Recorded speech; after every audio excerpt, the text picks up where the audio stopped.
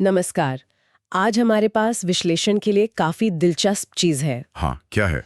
ये एक Hindi horror podcast है, भटकती आत्मा। उसके चौथे भाग का ड्राफ्ट स्क्रिप्ट। अच्छा, भटकती आत्मा सुना है मैंने इसके बारे में। चौथा भाग, शीर्षक क्या है? शीर्षक है तहखाने का अंधेरा। ओहो, तहखाना, क्लासिक हॉरर सेटिंग। बिल्कुल। और कहानी एक, आप कह सकते हैं, नाजुक मोड़ पर है। हवेली में सुरेश नाम का किरदार लापता है। हाँ, पिछले एपिसोड में शायद उसका जिक्र था। जी। गांव वाले तो करीब करीब मान चुके हैं कि भाई वो मारा गया। बस एक बूढ़े आदमी है, दीनू। वो बार बार कह रहे हैं कि तहखाना खतरनाक है। अच्छा, वो कहते हैं कि भटकती आत्मा का असली ठिकाना वो तहखाना ही है। तो मतलब इस ड्राफ्ट का मकसद साफ लग रहा है, कहानी को उस तहखाने में ले जाना। हाँ, और डर को शायद और गहरा करना। बिल्कुल। देखने वाली बात यह होगी कि ये ड्राफ्ट ये कैसे तनाव और रहस्य को बुनता है। सिर्फ डराना नहीं, बल्कि वो माहौल बनाना। तो चलिए इसी पर गौर करते हैं, देखते हैं ये कहानी कैसे आगे बढ़ती है। यहाँ से चीजें थोड़ी पेचीदा होती हैं। अच्छा। सुरेश को ढूंढने के लिए एक और नौजवान आता है, किशन। ओके, नया किरदार। हाँ, और वो हवेली में घुसता है सिर्फ एक तेल का दिया लेकर। सोचिए जरा। अकेला, सिर्फ एक दिए के साथ। ये तो मतलब जानबूझकर टेंशन बढ़ाने वाली बात है। बिल्कुल। और घुसते ही उसे जमीन में एक दरार दिखती है। दरार? कहाँ जा रही है वो? नीचे, तहखाने की तरफ। तहखाना है, समझ गया। तो किशन नीचे उतरता है? हाँ, वही। और स्क्रिप्ट फिर तहखाने का माहौल बताती है।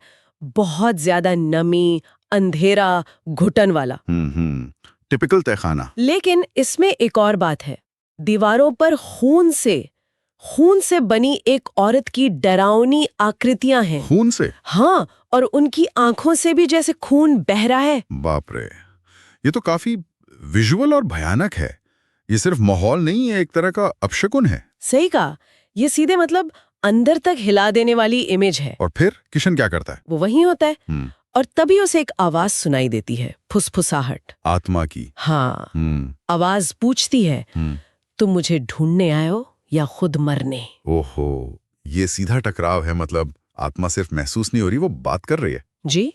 और फिर वो कहती है, नीचे आओ, देखो मैंने तुम्हारे दोस्तों का क्या हाल किया है। ये तो मनोवैज्ञानिक खेल भी है। डराना, धमकाना और उत्सुकता भी जगाना कि नीचे क्या है। बिल्कुल। और किशन जब देखता है तो उसे मिट्टी में आधा दबा हुआ कुछ दिखता है। क्या? सुरेश का हाथ सड़ता हुआ, और फिर उसका शरीर। ओह, तो सुरेश मारा गया तहखाने में ही? हाँ, और स्क्रिप्ट कहती है कि उसकी आंखें खुली हुई हैं, जैसे मौत के पल में जम गई हों। ये बहुत ग्राफिक है, सुनने वाले के लिए काफी चौंकाने वाला होगा। यकीनन। और जैसे ही किशन ये सब देख रहा होता है, अचानक एक जोर की आवाज होती है। किसकी? तहखाने का जो दरवाजा है वो अपने आप बंद हो जाता है। अरे नहीं, तो वो फंस गया। हाँ, बिल्कुल फंस गया अंधेरे में। और तभी कोई उसके कान के पास फुसफुसाता है, क्या? अब तुम भी हमारे हो। खत्म? मतलब किशन का खेल भी खत्म। ये तो बहुत नौमीदी वाला मोड़ है। हाँ, और स्क्रिप्ट यहीं पर, मतलब ये हिस्सा यहीं खत्म होता है, एक नोट के साथ। क्या नोट? कि तहखाने में अब 3 लाशें हैं और 4 परछाइयां। 4 परछाइयां, 3 लाशें।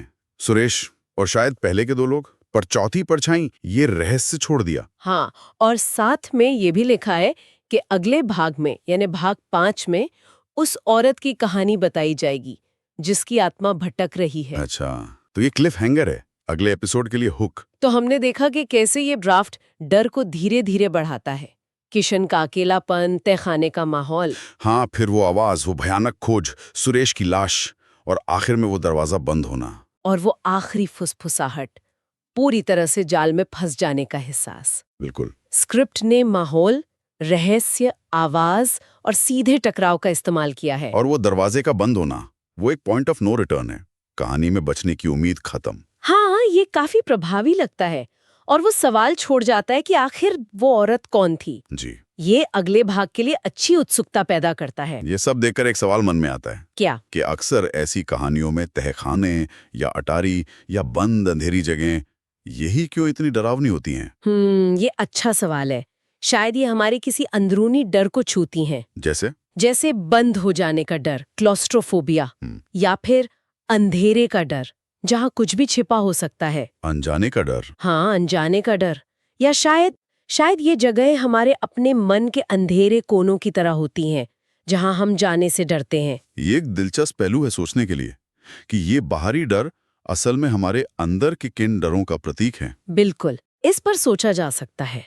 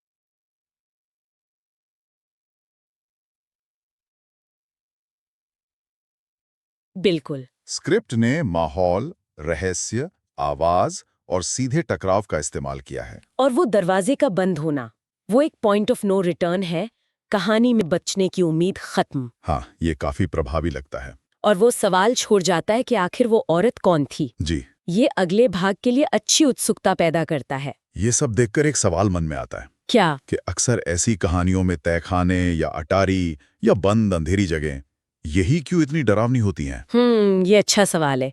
शायद ये हमारे किसी अंदरूनी डर को छूती हैं, जैसे बंद हो जाने का डर, क्लॉस्ट्रोफोबिया, या फिर अंधेरे का डर, जहाँ कुछ भी छिपा हो सकता है। अनजाने का डर? हाँ, अनजाने का डर।